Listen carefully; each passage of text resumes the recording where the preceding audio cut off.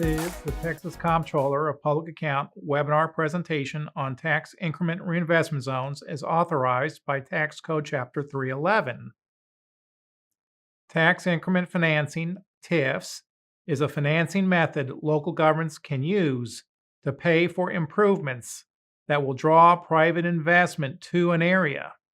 Tax increment financing redirects some of the ad valorem tax from property in a geographic area designated as a tax increment reinvestment zone or a TIRZ to pay for improvements in the zone. When a municipality or county creates a TIRZ, it records the total taxable value of all real property within the zone. This is a snapshot of the zone's base value. So let's go through each element in a clear manner.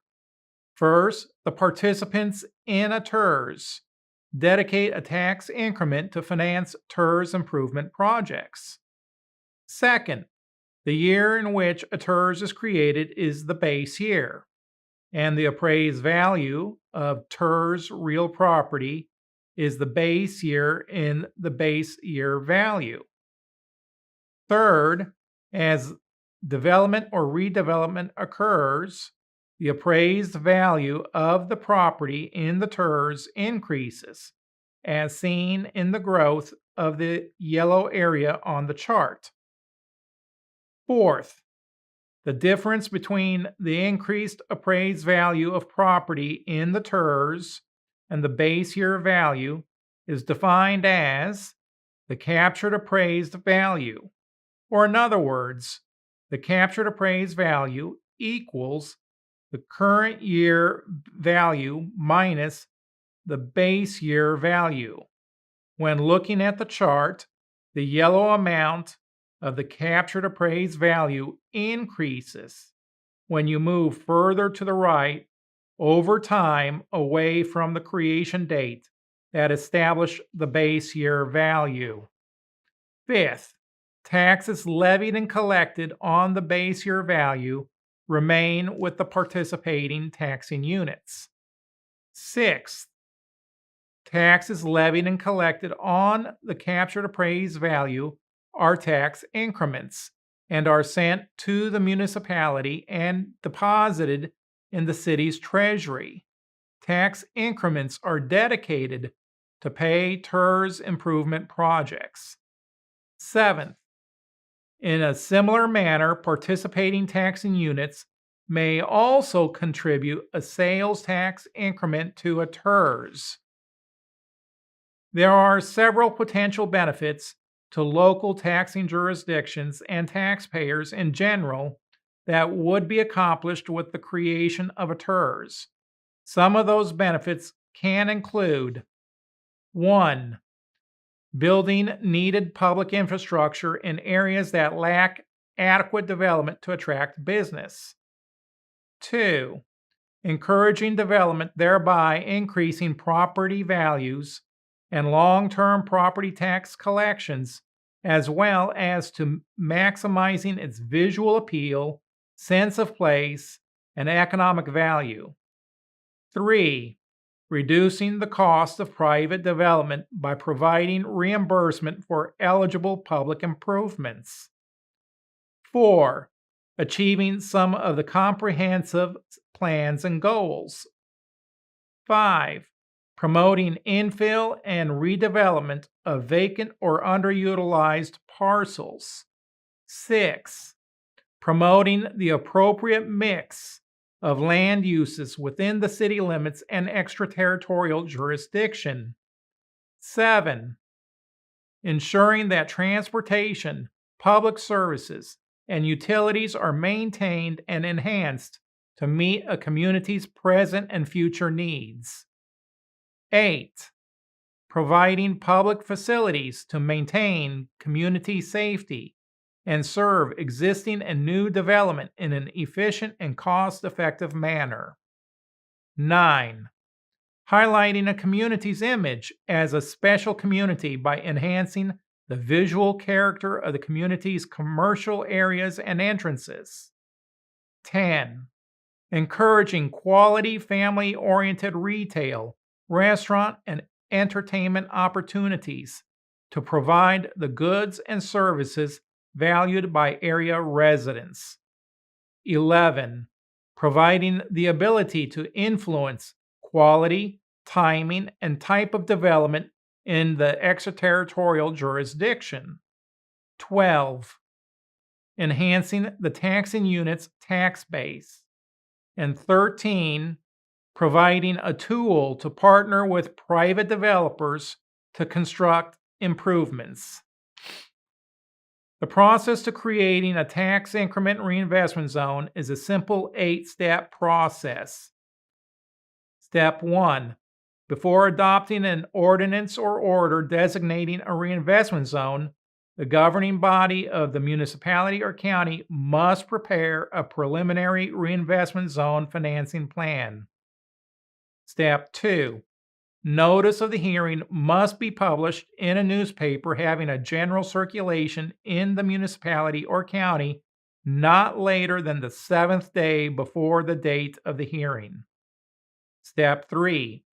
The municipality or county must hold a public hearing on the creation of the zone and its benefits to the municipality or county and to property in the proposed zone.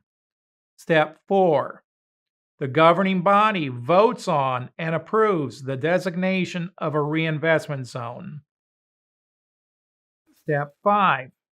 The board of directors of a reinvestment zone is required to prepare and adopt a project plan and a reinvestment zone financing plan for the zone. After this is done, the governing body of the municipality or county that designated the zone must approve a project plan and a financing plan after its adoption by the board. Step 6.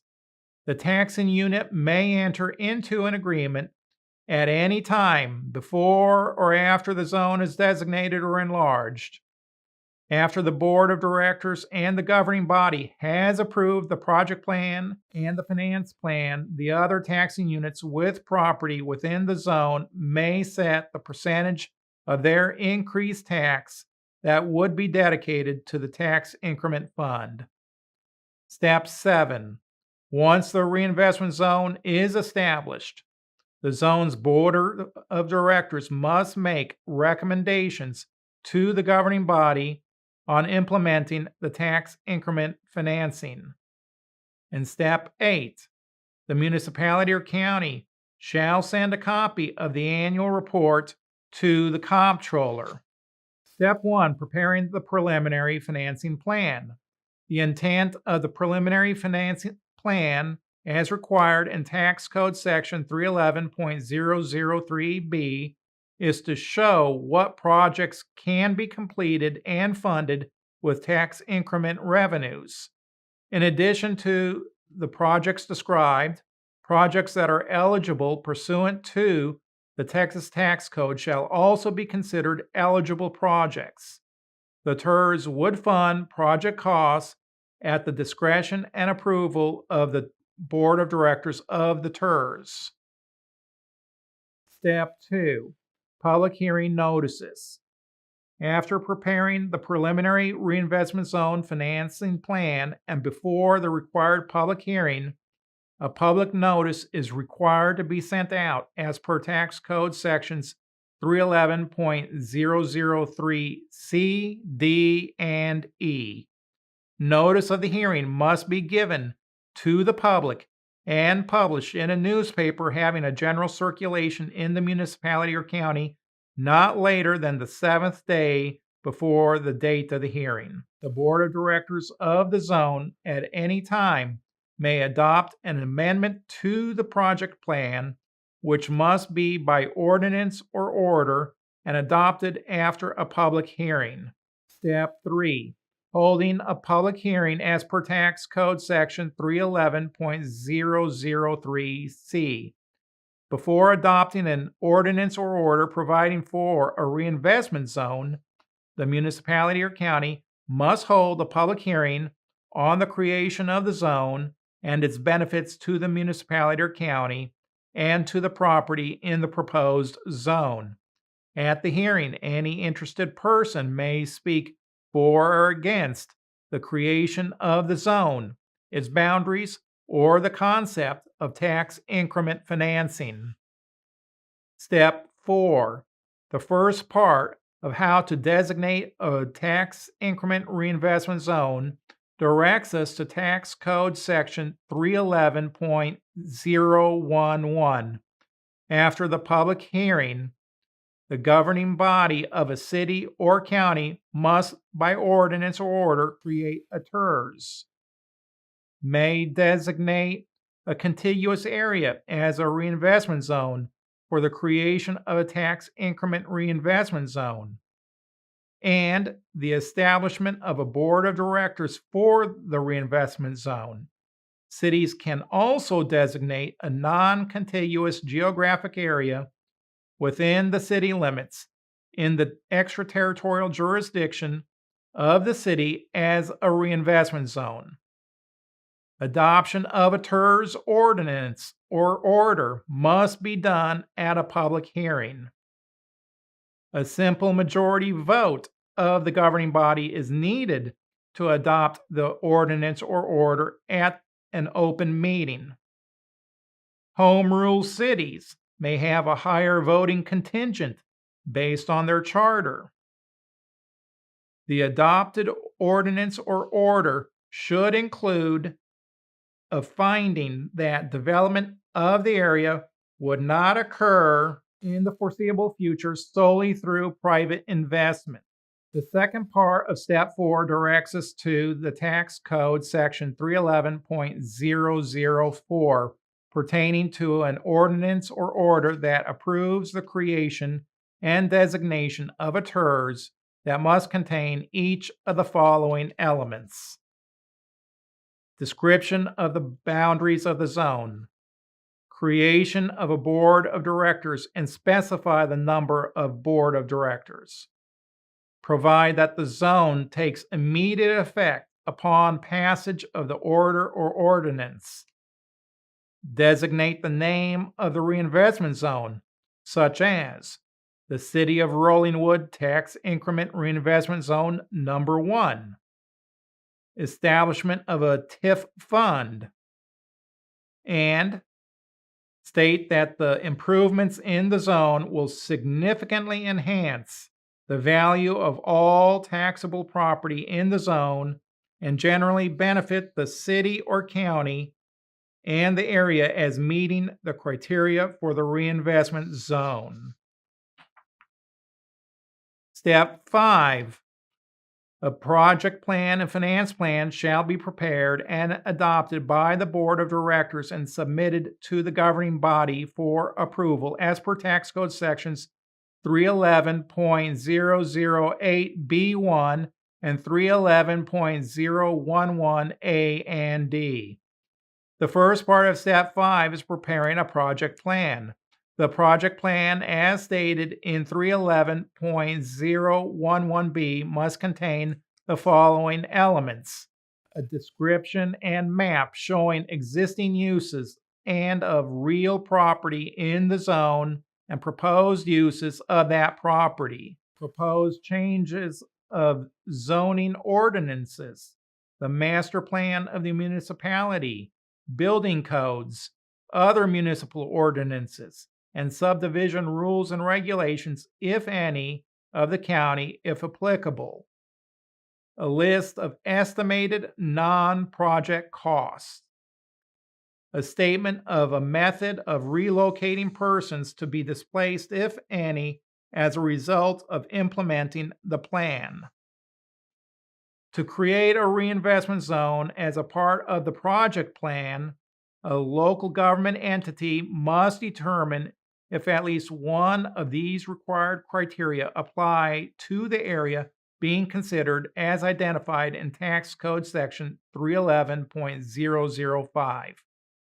The area must substantially arrest or impair the sound growth of the municipality or county designating the zone, retard the provision of housing accommodations, or constitute an economic or social liability, and be a menace to the public health, safety, morals, or welfare in its present condition, and use because of the presence of a substantial number of substandard, slum, or deteriorating structures, tax or special assessment delinquency exceeding the fair value of the land, the predominance of defective or inadequate sidewalks or streets, faulty size, adequacy, accessibility, or usefulness of lots, unsanitary or unsafe conditions,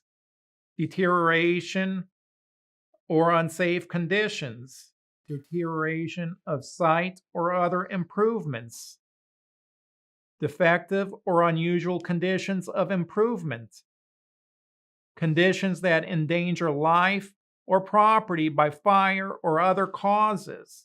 Lastly, any combination of these factors could be considered in the designation of a reinvestment zone, such as being a federally assisted new community in a home rule city or adjacent to a federally assisted new community, located in a home rule city, primarily due to obsolete platting, deteriorated structures impairing or arresting growth, and encompass signs, billboards, or outdoor advertising structures the governing body of the city designates for relocation. The second part of Step 5 regarding the financing plan is provided for in Tax Code Section 311.011C, and it must include the following items: a detailed list describing the estimated project costs of the zone, including administrative expenses, a statement listing the proposed kind, number, and location of all public works or public improvements to be financed by the zone, a finding that the plan is economically feasible and an economic feasibility study is provided for, the estimated amount of bond indebtedness to be incurred, the current total appraised value of taxable real property in the zone, the estimated captured appraised value of the zone during each year of its existence, and the duration of the zone. Step 6. Contribution to the TIF fund. After the board of directors and the governing body has approved the project plan and the reinvestment zone, other taxing units with property within the zone can set the percentage of their increased tax that would be dedicated to the tax increment fund. Appropriate taxing units can opt to contribute a portion of their increased tax revenues collected each year under the plan to the tax increment fund. The taxing units can determine the amount of their tax increment for a year by either the amount of property taxes the unit levied and assessed for that year on the captured appraised value of real property that is taxable and located in the reinvestment zone, or the amount of property taxes the unit levied and collected for that year on the captured appraised value of real property taxable and located in the reinvestment zone. Any agreement to contribute must indicate the portion of the tax increment to be paid into the fund and the years for which the tax increment will be paid. Only property taxes attributable to real property within the zone are eligible for contribution to the tax increment fund. Taxing units are allowed to deposit the amount of sales tax attributable to the reinvestment zone into the tax increment fund. This amount will be an increment of the sales taxes collected above the base amount of sales tax attributable to the zone in the year the zone was created. Step 7. Implementation of the tax increment financing. Once the reinvestment zone is established, the zone's board of directors must make recommendations to the governing body to implement the tax increment financing. The board of directors may exercise any power granted to them by the Tax Increment Financing Act. A city or county may authorize the board of directors of a reinvestment zone to exercise any of the city's or county's powers with respect to the administration, management, or operation of the zone or the implementation of the project plan for the zone. Step 8, submitting an annual report. We come to the last step of the process. The governing body of a city or county is to, within 150 days of the end of the fiscal year, submit an annual report to the chief executive officer of each taxing unit that levies taxes on property within the zone as per tax code sections 311.016A and B. From a best practice perspective, these documents should be sent to the comptroller as soon as possible rather than waiting the 150 days. The copy of this report and the required comptroller forms, which will be discussed later, must be provided to the comptroller and include the following information: the amount and source of revenue in the tax increment fund established for the zone, the amount and purpose of expenditures from the fund, the amount of principal and interest due on outstanding bond indebtedness, the tax increment base and current captured appraised value retained by the zone, the captured appraised value shared by the city and other taxing units, the total amount of tax increments received, and any additional information necessary to demonstrate compliance with the city or county adopted tax increment financing plan.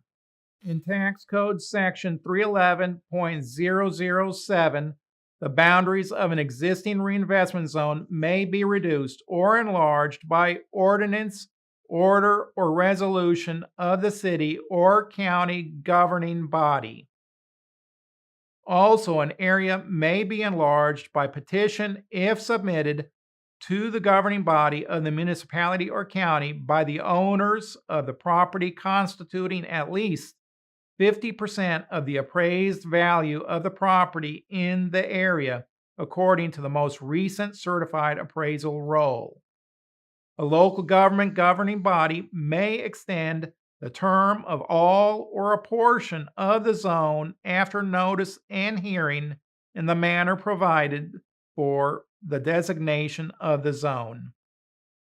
In Tax Code Section 311.009E, a person who is to serve on the board must be at least 18 years of age, be a resident of the county in which the zone is located or a county adjacent to that county, owns real property in the zone, whether or not the individual resides in the county in which the zone is located, or a county adjacent to that county, or owns real property in the zone, or be an employee or agent of a person that owns real property. The board of directors of a TIRZ must consist of at least 5 and not more than 15 members. Participating taxing units in the TIRZ may appoint one member of the board if their governing body approves payment of all or part of the tax increment into the TIF fund for the zone. Also, the lead governing body of a city or county may appoint no more than 10 directors to the board. If other participating taxing units appoint a combined total less than 5 directors, then the designating municipality or county may appoint more than 10 directors. Based on Tax Code Sections 311.009E and F, the governing body would determine if the board members serve 2-year terms, determine if the board members' terms are staggered or not, and fill the chairman position for a term of 1 year, beginning on January 1 of the following year. The TIRZ board would elect one of its own members to serve as vice chairman. According to Tax Code Section 311.010, the board has statutory authority to make recommendations to the governing body concerning its administration, exercise the powers of management and operation of the zone or implementation of the project plan for the zone, restrict the use or uses of property in the zone as per local government chapter 211, and enter into a contract with a local government entity or political subdivision to manage the reinvestment zone or implement the project plan and financing plan in coordination with the local government governing body. The board does not have the authority to issue bonds, impose taxes or fees, exercise the power of eminent domain, or give final approval to the project plan. In Tax Code Section 311.0125, pertaining to abatement agreements within a TIRZ, any taxing unit except the school district may enter into an agreement with the owner of real property in a reinvestment zone, and a tax abatement agreement can become effective only with the approval of the Reinvestment Zone Board of Directors and the governing body of each taxing unit that participates in the TIF project. Traditional TIRZ financing can occur under one of these scenarios, such as a municipality may directly issue tax increment bonds. A municipality may create a local government corporation under Chapter 431 Transportation Code to issue bonds on behalf of the municipality and manage the affairs of the TIRZ. Tax increments can be pledged as security for tax increment bonds, the proceeds of which are used to pay for TIRZ improvements. It is important to note that counties may not issue tax increment bonds. Let's use this chart to illustrate how a public-private TIRZ financing plan might work. A TIRZ can enter into an agreement with a private developer to construct TIRZ improvements. The developer agrees to construct and pay for the cost of construction of a particular TIRZ improvement. In turn, the TIRZ agrees to reimburse the developer for the project costs of such TIRZ improvements, if and when funds are available for such purposes. Thus, the financial risk is shifted from the TIRZ to the developer.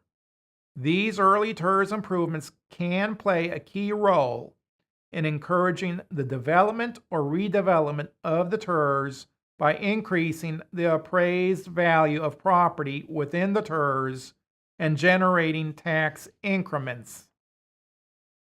For example, a TIRZ may be created over an area that suffers from an inadequate street grid network. The absence of streets inhibits the development of the property.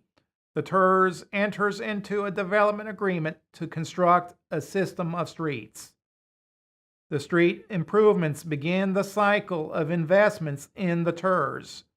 The streets are constructed long before tax increments exist to pay for the construction. The new streets open up property for development, generating the tax increment used to reimburse the developer. The financial risk of the TIRZ is shifted to the developer. The developer would ordinarily bear the costs of constructing the streets in the development and pass such costs along to the consumer purchasers of land within the development in the form of higher lot prices. The reinvestment in the area occurs without any additional property taxes. This often allows property within the corporate limits of a municipality to be developed competitively with property in unincorporated areas. This slide and the next two slides pose a series of questions about the collection and depositing of TIF funds. Can sales taxes be deposited into the TIF fund?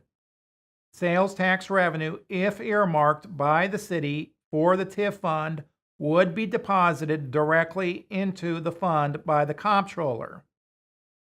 Who pays into the TIF fund? The lead taxing unit that created the TIRZ, as well as each participating taxing unit, shall pay into the TIF fund for the zone.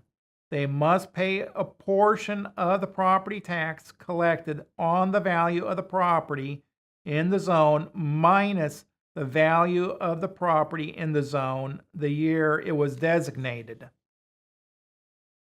So when is payment into the fund to be made? A taxing unit shall make a payment not later than the 90th day after the later of A, the delinquency date for the unit's property taxes, or B, the date upon which the municipality or county that created the zone submits to the taxing unit an invoice specifying the tax increment produced by the taxing unit and the amount the taxing unit is required to pay into the tax increment fund for the zone. And what happens if a taxing unit misses payment into the TIF fund? If a taxing unit is delinquent in paying into the TIF fund, then the local taxing unit is to pay a delinquent penalty of 5% of the amount delinquent, and that amount accrues interest at an annual rate of 10%. What is a tax increment fund? A tax increment fund, as found in Tax Code Section 311.014, is established by the zone's Board of Directors to receive all revenue contributed to it by the participating taxing units. The revenues in the fund are used to pay for improvement projects in the community. How can the money in the TIF fund be used? Money from the fund may be used only to satisfy the claims of tax increment bondholders or notes issued for the zone, to pay project costs, to make payments pursuant to an agreement, or to repay other obligations incurred in the zone. Can money in the TIF fund be invested? With the approval of any bondholders, money in the TIF fund may be temporarily invested as other funds a municipality or county invests in. What money would comprise the TIF fund? All revenues from the sale of tax increment bonds or notes, the sale of any property acquired as a part of the financing plan, and any other revenues generated by the tax increment zone shall be deposited into the tax increment fund. Money in a TIF fund may be transferred to an adjacent zone's TIF fund if the taxing units that participate in the zone from which the money is to be transferred participate in the adjacent zone and vice versa. Each participating taxing unit has agreed to deposit the same portion of its tax increment in the TIF fund for each zone. Each participating taxing unit has agreed to the transfer, and the bondholders of any TIF bonds or notes issued for the zone from which the money is to be transferred have agreed to the transfer. A TIRZ can be terminated when these two things occur as per Tax Code Section 311.017. 1. On the date the local government that created the zone sets the termination date by order or ordinance. Or 2. When all project costs, tax increment bonds, and interest on those bonds and obligations have been paid in full. Tax Code Section 311.014D says that after all project costs, bonds, notes, and obligations have been paid, any money remaining in the TIF fund shall be returned to the participating taxing units in proportion to each unit's respective share of the total amount of tax increments derived from real property in the zone that was deposited in the fund during its existence. The comptroller is required to maintain a central registry as per Tax Code Section 311.019A that provides a list of all reinvestment zones, abatements, TIRZs, project plans, and finance plans throughout the state that have been adopted and submitted.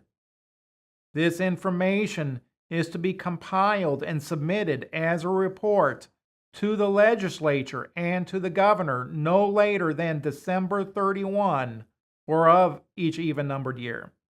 Another role for the comptroller is to assist local governments and the public with questions about TIRZs, reinvestment zones, abatements, and the forms required to be filled out.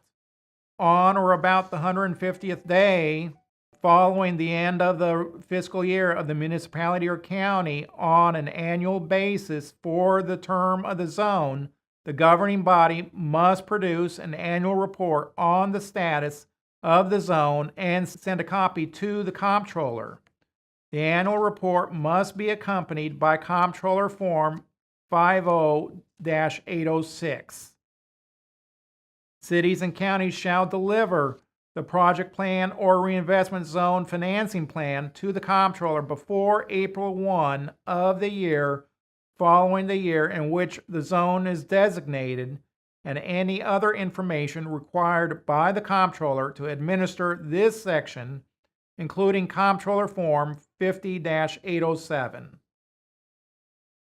A municipality or county that amends or modifies a project plan or reinvestment zone financing plan adopted under this chapter shall deliver a copy of the amendment or modification to the comptroller before April 1 of the year following the year. From a best practice perspective, it is highly recommended that all these forms be sent immediately rather than waiting to minimize paperwork loss or being better able to connect one zone creation filing to zone activity annually submitted. You can find a number of valuable materials on the Comptroller webpage regarding abatements and reinvestment zones. As indicated on the previous slides, our office is responsible for publishing a biennial report, and you can find the biennial report going back to 2008 and providing a series of tables and charts with some analysis about tax increment reinvestment zones. Also on this same page, you can find our first in a series of semi-annual TIRZ financial logs. This log is a list of all known TIRZs throughout Texas by a number of cities. This log is in an Excel format which allows you to sort and search for the information you want. Information provided in this log will include TIF fund balances, revenues, expenditures, debt principal and debt interest amounts, baseline values, captured appraised values, and total appraised values. Also found online is our downloadable Tax Increment Reinvestment Zone brochure that has the key information about Chapter 311 in a synopsized format and easy to read manner with statutory citations. Finally, you can get basic questions answered on our easy to follow frequently asked questions or facts, which are subdivided by categories, so you don't need to go through a bunch of unnecessary questions. Online are two forms that taxing units are required to submit to the Comptroller. The form seen here is form number 50-807, pertaining to a new reinvestment zone when it is formed or created. This form and form number 50-806 are to be filled out completely, where no question is skipped or left blank. Even if there is no activity pertaining to that question, then you need to respond by saying 0, none, or NA. Some of the key questions to be aware of on this form are: Question 1 requires the name of the TIRZ. As discussed earlier, the name of the TIRZ is to be named in the properly formatted manner. Questions 3 and 4 ask for when the TIRZ becomes effective and when it is to expire or terminate. Most TIRZs last 20 to 25 years, but there are a few that last as few as 15 and as much as 40 years. There is no minimum or maximum length of time stated in statute. Question number 6 asks for the GPS coordinates of the reinvestment zone. Often, taxing units hire surveying companies to do meets and boundaries of the proposed reinvestment zone, which are then included with the guidelines and ordinance upon its passage that creates the reinvestment zone. This information will allow the public to best find and identify the zone and what property is contained within it. Moreover, our office, in an effort to make information more available and transparent to the public, is planning to put up the boundaries of all TIRZs online within the next 12 to 24 months. Question 8. You will need to check off all public projects and other projects that are applicable as to the proposed purpose and plans of the TIRZ. Question 9. Fill in the dollar amount regarding the actual value of the property at the time the TIRZ was created. This will be the tax increment base, or in some quarters referred to as the baseline. Question 10. Fill in each space for all taxing units that are participating in the TIRZ, including the lead taxing unit that created the TIRZ. The key elements of this question to be answered are the names of the participating and lead taxing units, the tax increment percentage approved of by each taxing unit, and the dates of how long a tax increment is in effect. An example of the dates when a tax increment would take effect and expire would be January 1, 2012, taking effect and expiring on December 31, 2041, a 30-year tax increment. Form number 50-806 is used 1 year after the creation of the TIRZ and submitted every year thereafter until the TIRZ expires. This form is to be filled out and submitted to the Comptroller by only the lead taxing unit. Question 1 requires the name of the TIRZ. The name submitted on this form should match the name provided on Form 50-807 1 year earlier. Question 3. Ask for the size of the TIRZ in terms of acres. Question 6. Ask for the type of property the TIRZ would be considered in. Would it be residential and/or commercial industrial? If it is one type, then check off that particular type. If the TIRZ would encompass both types of properties, then check off both types on the form. Question 7. You will need to check off all public projects and other projects that are applicable and undertaken by the TIRZ.